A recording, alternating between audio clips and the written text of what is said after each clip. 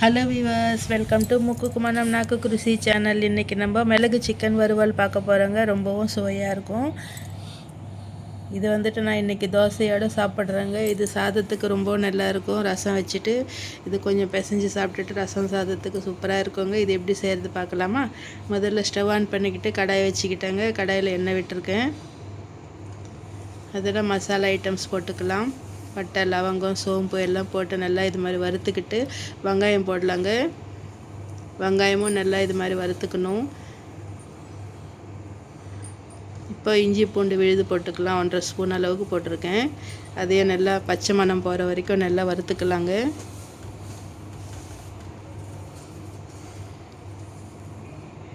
இப்போ chicken 1/2 kilo chicken எடுத்துருக்கேங்க. இது நல்லா வாஷ் பண்ணி வச்சுருக்கேன். இந்த இஞ்சி பூண்டு மணம் ரொம்ப சூப்பராக இருக்குங்க. இப்போ நல்லா இந்த இஞ்சி பூண்டெல்லாம் வதங்கிடுச்சு இல்லையா? இப்போ சிக்கன் போட்டுக்கலாம். சிக்கன் போட்டு நல்லா இது மாதிரி கொஞ்சம் நேரம் பிரட்டி விடலாம். கொஞ்சமாக மஞ்சள்தூள் போட்டிருக்கேங்க. மஞ்சள்தூள் போட்டு ஒரு வாட்டி மிக்ஸ் பண்ணிக்கலாம்.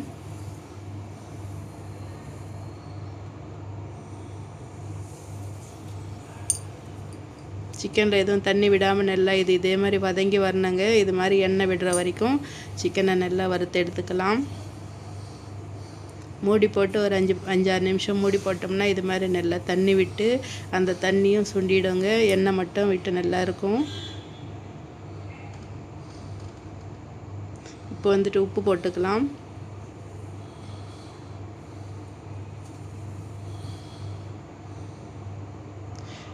இப்போ தனியாத்தூள் 1 ஸ்பூன் தனியாத்தூள் போட்டிருக்கேங்க.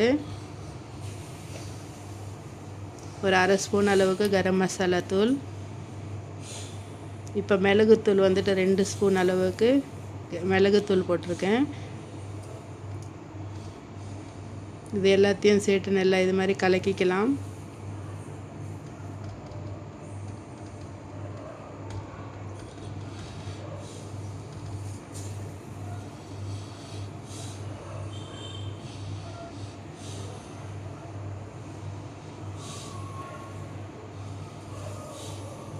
இப்போ தண்ணி விட்டுக்கலாங்க. நமக்கு சிக்கன் முழுகிற அளவுக்கு தண்ணி விட்டுக்கலாம். இந்த மிளகுத்தூள் இந்த சிக்கன் எல்லாம் நல்லா வெந்து வரும்.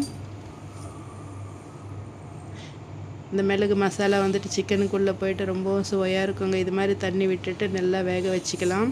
தண்ணி எல்லாம் சுண்டுற வரைக்கும் வேக வச்சுக்கணும். இப்போ உப்பு பார்த்துக்கலாங்க.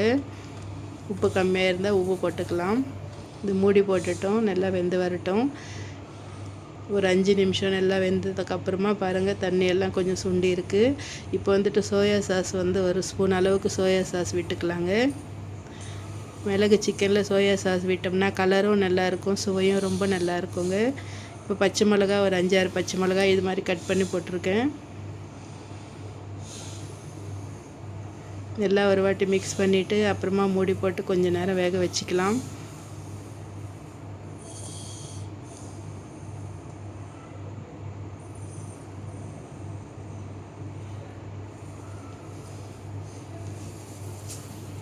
பாருங்கள், நல்லா எவ்வளோ நல்லா எண்ணெய் விட்டு நல்லா சிக்கன் வெந்து வந்திருக்குங்க. ரொம்பவும் சுவையாக இருக்குது. எப்போ சாப்பிட்லாமான்னு இருக்குது பார்க்கும்போது. இதே மாதிரி நீங்களும் செஞ்சு பாருங்கள், ரொம்ப சுவையாக இருக்கும். நல்லா இது மாதிரி எண்ணெய் விட்டு வந்துடுச்சுன்னா இறக்கிக்கலாங்க. கலரும் பாருங்கள் எவ்வளோ நல்லா கலர் வந்திருக்கு. இதே மாதிரி நீங்களும் செஞ்சு பாருங்கள். இது ஒரு பவுலுக்கு ஷிஃப்ட் பண்ணிக்கிறேங்க. இதே மாதிரி நீங்களும் செஞ்சு பாருங்கள். ப்ளீஸ் நம்ம சேனல் சப்ஸ்கிரைப் பண்ணலைன்னா சப்ஸ்கிரைப் பண்ணிக்கோங்க. லைக் பண்ணுங்கள். உங்கள் ஃப்ரெண்ட்ஸுக்கு ஷேர் பண்ணுங்கள். சுட சுட மிளகு சிக்கன் வறுவல் ரெடி ஆகிடுச்சுங்க. இதை சுட சுட சாதத்தில் போட்டு பிசைஞ்சு சாப்பிட்டோம்னா அமிர்தமாக இருக்குங்க. ஆனால் இன்றைக்கி நான் தோசையோடு சாப்பிட்றேன். தோசையோடவும் ரொம்ப சூப்பராக இருந்ததுங்க. இது மாதிரி தோசை கொஞ்சம் எடுத்து அந்த சிக்கன் கொஞ்சம் போட்டு இந்த மசாலாவோடு சாப்பிடும்போது ரொம்பவும் பிரமாதமாக இருக்குங்க. இதே மாதிரி நீங்களும் செஞ்சு பாருங்கள். எப்படி வந்ததுன்னு கமெண்ட் செக்ஷனில் தெரியப்படுத்துங்க. ஓகே வியூவர்ஸ், நானும் இந்த சிக்கனோட தோசையோடு என்ஜாய் பண்ணுறேன். ஓகே, பாய்.